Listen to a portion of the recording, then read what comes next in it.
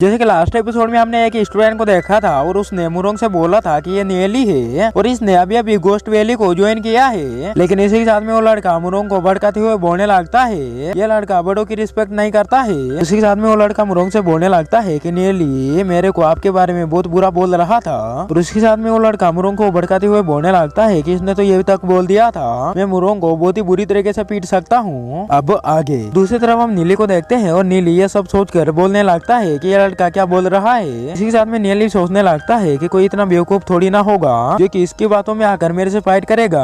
फिर उसके बाद हम मुरो को देखते हैं। मुरो अपनी ग्रेविटी पावर का यूज करके नीली के ऊपर दबाव डालने लगता है और उसी के साथ में वो नीली से बोलने लगता है कि इस लड़के ने जो भी बोला है क्या वो सही है। फिर उसके बाद हम नीली को देखते हैं और नीली उसकी ग्रेविटी पावर की वजह से अपने घुटनों पे आ गया था। उसी के साथ में हम नीली को देखते हैं और नीली उसके पावर की वजह से अपने कदमों पे खड़ा भी नहीं हो पा रहा था। लेकिन दूसरी तरफ हम उस लड़के को देखते हैं और वो लड़का अभी भी मुरोंग को भड़का रहा था नेली के खिलाफ। लेकिन दूसरी तरफ हम नेली को देखते हैं और नेली मुरोंग से बोलने लगता है कि तुम किसी के भी बेकाबे में इतनी आसानी से कैसे आ सकते हो। और इसी के साथ में नेली उससे बोलने लगता है कि उस लड़के ने जो भी तुमसे बोला है वो सब कुछ झूठ है। उसके बाद हम मुरोंग को देखते हैं और मुरोंग नेली की बात को काटते हुए बोलने लगता है कि मैं उसको बहुत पहले से जानता हूँ इसलिए वो मेरे से झूठ तो नहीं बोल सकता है। उसके बाद हम नेली को देखते हैं और नेली को पता चल जाता है कि मुरोंग सब कुछ जानता है लेकिन वो फिर भी मेरी पावर को देखना चाहता है कि मैं कितना ज्यादा पावरफुल हूँ। उसके बाद हम नेली को देखते हैं और नेली उससे बोलने लगता है कि एक कमजोर स्टूडेंट के ऊपर पावर दिखाने से तुम ज्यादा पावरफुल तो नहीं हो जाओगे। उसके बाद हम मुरोंग को देखते हैं और मुरोंग नेली से बोलने लगता है कि तुम बड़े लोगों की इज्जत नहीं करते हो इसलिए तुमको पहले बड़ों की इज्जत करना सीखना होगा। ना कहने के बाद में हम मुरोंग को देखते हैं और मुरोंग अपनी स्पिरिचुअल एनर्जी से फिर से नेली के ऊपर अटैक कर देता है। उसके बाद हम नेली को देखते हैं और नेली को भी मुरोंग के ऊपर काफी ज्यादा गुस्सा आ जाता है। इस वजह से हम देखते हैं नेली भी अपनी पावर का यूज करके उसके अटैक को बहुत आसानी से रोक लेता है। लेकिन दूसरी तरफ हम मुरोंग को देखते हैं और मुरोंग भी नेली की इतनी ज्यादा पावर को देखकर काफी ज्यादा हैरान हो जाता है। और उसी के साथ में मुरोंग बोलने लगता है कि इस लड़के का अटैक मेरे से भी ज्यादा पावरफुल है मेरी रेंज के हिसाब से।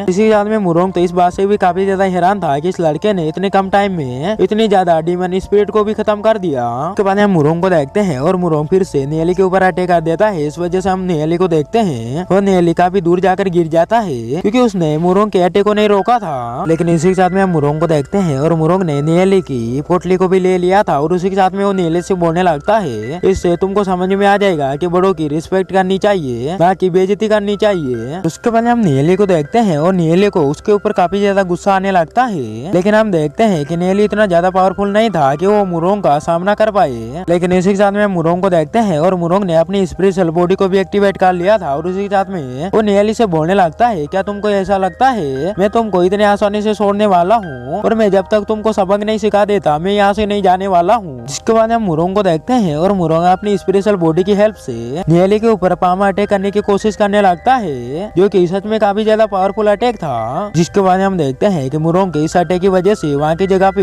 हिलने लगती है। लेकिन उसके बाद हम देखते हैं कि जैसे वहाँ का धुआं हटता है तो मुरोंग देखता है कि नेली तो असल में वहाँ पर है नहीं। लेकिन इसी के साथ में मुरोंग सोचने लगता है कि ऐसा नहीं हो सकता है क्योंकि वो तो अपनी डीमन बॉडी फॉर्म में था और उसकी स्पीड इतनी ज्यादा नहीं है कि वो मेरे अटैक से अपने आप को बचा पाए। उसके पास में कोई दूसरी डेमोनिक बॉडी भी है। लेकिन इसी के साथ में मुरोंग ये भी सोचने लगता है कि दो बॉडी को एक साथ में कंट्रोल करना वो भी इतनी सी उम्र में ये तो इम्पॉसिबल लगता है। पहले हम देखते हैं कि इस चीज का पता लगाने के लिए नेली को ढूंढना भी स्टार्ट कर देता है। दूसरी तरफ हम नेली को देखते हैं और नेली ने अपनी सेकंड बॉडी का यूज करके अपने आप को उस अटैक से बचाया था। लेकिन इसी के साथ में हम देखते हैं कि नेली एक जगह पर आ गया था और नेली को काफी ज्यादा चोट भी आई थी। लेकिन दूसरी तरफ हम मुरोंग को देखते हैं और मुरोंग काफी ज्यादा परेशान होने लगता है और काफी ज्यादा हैरान भी होने लगता है क्योंकि नेली इतनी जल्दी उसकी आंखों से गायब हो गया था। लेकिन दूसरी तरफ हम उस लड़के को देखते हैं जो कि मुरोंग को भड़का रहा था और वो लड़का मुरोंग से बोलने लगता है कि आपको चिंता नहीं करनी चाहिए क्योंकि वो लड़का इतनी जल्दी यहाँ से बाहर नहीं जा सकता है। तो उसी के साथ में वो लड़का मुरोंग से बोलने लगता है कि मैं भी आपके साथ में मिलकर आपकी हेल्प करना चाहता हूँ और मेरे को ऐसा लगता है कि हम दोनों मिलकर नेली को बहुत ही आसानी से ढूंढ लेंगे।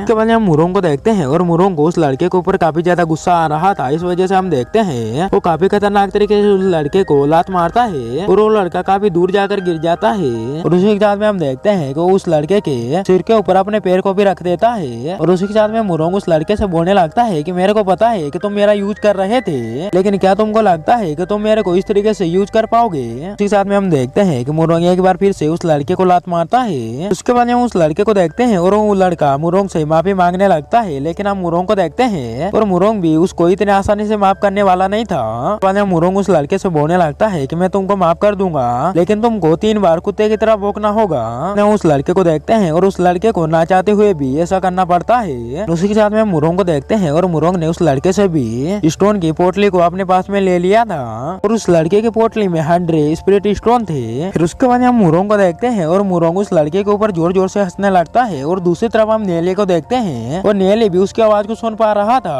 और उसी के साथ में नेली बोलने लगता है कि मुरोंग तो वॉली से भी काफी ज्यादा बेकार है। लेकिन इसी के साथ में हम नेली को देखते हैं और नेली सोचने लगता है कि अच्छा हुआ मैंने अपनी सेकंड बॉडी का यूज उस पामाटे को होने से पहले कर लिया, नहीं तो मैं वहाँ पर काफी ज्यादा जख्मी भी हो सकता था। लेकिन उसके बाद हम नेली को देखते हैं और नेली वहाँ से भागने लगता है क्योंकि उसको पता था यहाँ पर रुकने का कोई भी फायदा नहीं है। अगर वो यहाँ पर रुका तो मुरोंग उसको बहुत आसानी से ढूंढ लेगा और उसी साथ में अगर मुरोंग उसको नहीं ढूंढ पाया तो उसका टाइम तो पूरा हो ही जाएगा। लेकिन हम मुरोंग को देखते हैं और मुरोंग नेली को जाते हुए देखता है, लेकिन हम देखते हैं कि मुरोंग नेली का पीछा नहीं करता है। अब मुरोंग को ऐसा क्या हो गया वो तो हमको भी पता नहीं है। लेकिन इसी के साथ में मुरोंग सोचने लगता है कि मैं तुमको पकड़ूंगा नहीं, क्योंकि तुम और भी ज्यादा डीमन स्पिरिट को मारो और मेरा काम भी काफी आसान हो जाएगा। लेकिन उसके बाद हम नेली को देखते हैं और नेली नोटिस करता है कि उसको तो भागते हुए काफी ज्यादा टाइम हो गया है, लेकिन फिर भी मुरोंग उसका पीछा क्यों नहीं कर रहा है। नेली भी समझ आता है कि मुरोंग मेरा इस्तेमाल करना चाहता है। इसी साथ में नेली ये भी सोचने लगता है कि उसको ऐसा लगता है कि मैं जितने भी स्पिरिट स्टोन कलेक्ट करूंगा मुरोंग उसको बाद में आकर मेरे से छीन पाएगा। उसके बाद हम नेली को देखते हैं और नेली को पता था कि वो बिल्कुल भी ऐसा करने वाला नहीं है। लेकिन इसी के साथ में हम नेली को देखते हैं और नेली को पता था कि वो मुरोंग को नहीं हरा पाएगा, इसलिए डीमन स्टोन को कलेक्ट करने का तो कोई फायदा नहीं है। अगर कलेक्ट भी कर लिया तो मुरोंग नेली से उन सभी स्टोन को छीन लेगा, क्योंकि मुरोंग काफी ज्यादा पावरफुल और काफी ज्यादा स्ट्रॉन्ग है। इसलिए हम नेली को देखते हैं और नेली घोस्ट वैली से बाहर जाने का डिसाइड कर लेता है। उसके बाद हम देखते हैं कि कुछ टाइम के बाद में नेली घोस्ट वैली से बाहर भी आ जाता है। लेकिन हम देखते हैं नेली किसी भी बात से दुखी नहीं था, लेकिन इसी के साथ में नेली ये भी सोच रहा था कि वहाँ पर डेमन अपने आप को काफी ज्यादा पावरफुल बना रहे हैं और काफी ज्यादा स्ट्रॉन्ग बना रहे हैं। अगर ऐसा चलता रहा तो नेली उन सभी से काफी ज्यादा पीछे रह जाएगा।